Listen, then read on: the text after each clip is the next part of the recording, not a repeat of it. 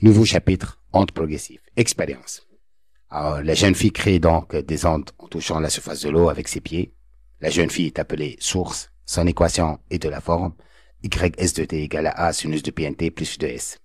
Alors, la représentation donc, voici la représentation donc de YS en fonction du temps. Alors, on a deux possibilités. Phi de S égale à 0 si le mouvement de ses pieds commence vers le haut, ou bien phi de S égale à pi si le mouvement de ses pieds commence vers le bas.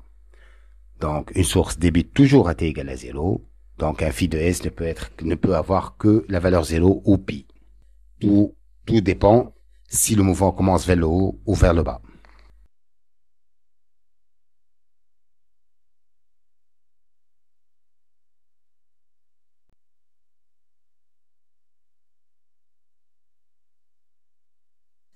Soit un jeune assis sur une chambrette, au milieu de la piscine. Ce jeune garçon sera considéré comme un point M de la surface de l'eau.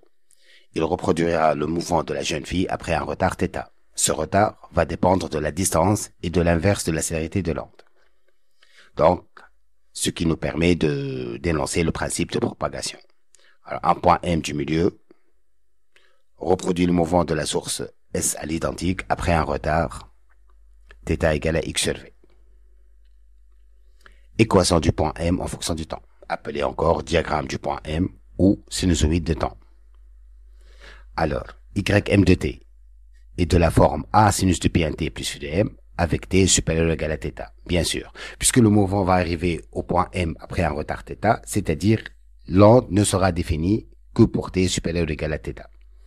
Donc, à t égale à θ, on a A sinus de pt plus phi de m égale à 0. Toujours égal à 0, donc ce qui nous permet d'écrire que 2π nθ plus phi de m égale à 0 ou 2π nθ plus phi de m égale à pi. Donc, phi de m égale à 0 moins 2π nθ ou pi moins 2π nθ. Alors, si la courbe commence son mouvement vers le haut à partir du point θ, c'est-à-dire que dérivé de ym sur dérivé de t égale à θ est positif. Donc, on choisit la première ligne. Si la courbe débute de θ vers le bas, c'est-à-dire que dérivé de ym sur dt est négatif, alors on va choisir phi de m égale à pi moins 2π nθ, et on fait le calcul, et on détermine ainsi le phi de m.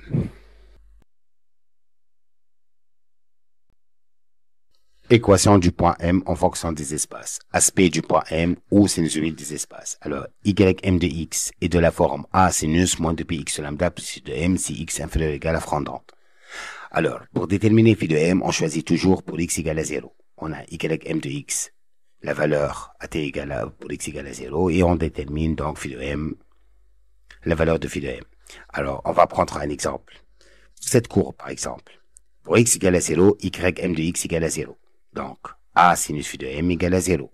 Donc, phi de m peut prendre la valeur 0 ou pi. Or, dérivé de ym sur dérivé de x est croissante. À t égale à 0, la courbe commence vers le haut. Donc, cosinus phi de m est positif, donc phi de m égale à pi.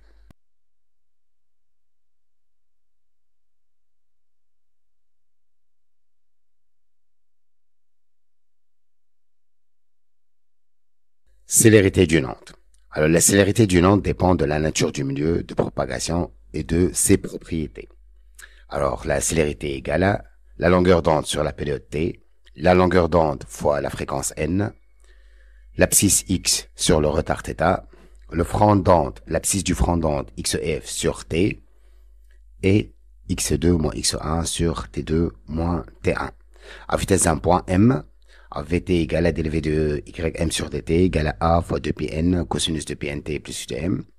Alors, si v est positif, m se déplace dans le sens positif du repère. Si v est négatif, m se déplace dans le sens négatif du repère.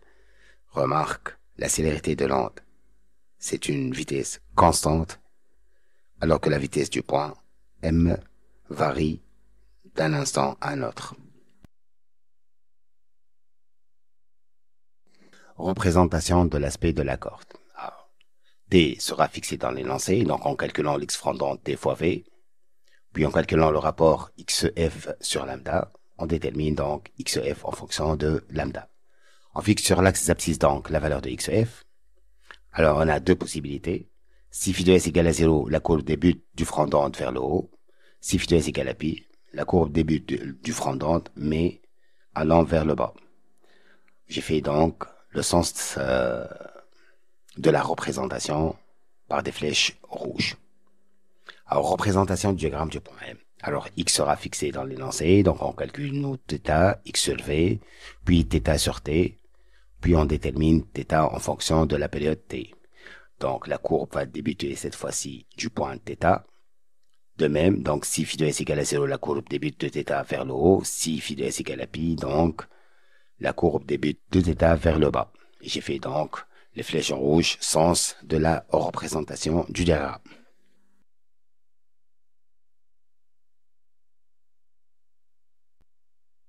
Observation. Donc, à la surface d'un liquide, on observe des rides circulaires, concentriques et régulièrement espacées, issues de S et se propageant à la surface du liquide. Le long d'une corde, on observe une bandelette rectangulaire floue de largeur double de celle de l'amplitude de la vibration de S. Définition.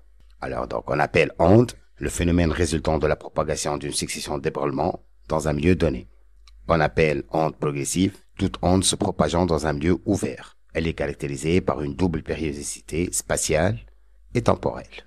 Longueur d'onde, c'est la distance parcourue par l'onde pendant une durée égale à une période. C'est la distance qui sépare deux crêtes successives.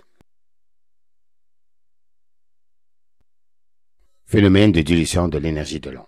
En s'éloignant de la source, le nombre de points parcourus par l'onde augmente et leur part en énergie diminue. Il y a dilution de l'énergie de l'onde. Stroboscopie. On observe l'immobilité apparente lorsque la fréquence n égale à k fois ne. On observe un mouvement au ralenti dans le sens inverse si n sur ne égale à k moins epsilon, c'est-à-dire ça va être un nombre 9, 3,9, 4,92, 5,87, 17, etc., etc. On observe un mouvement au ralenti dans le sens réel si n sur ne égale à k plus epsilon. Par exemple, on trouvera comme résultat 5,06, 3,08, etc.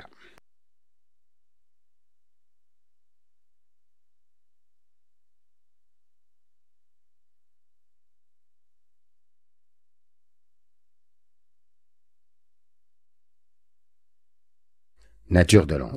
Une onde est dite transversale si la direction des déformations auxquelles elle est due est perpendiculaire à la direction de sa propagation.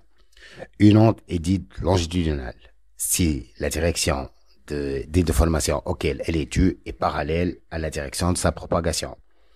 Une onde mécanique nécessite un milieu matériel pour se propager, liquide, corde, air, etc. Une onde se propage dans toutes les directions qui lui sont offertes. Deux ondes peuvent se croiser sans se perturber. La propagation d'une onde correspond à un transport d'énergie sans déplacement de matière.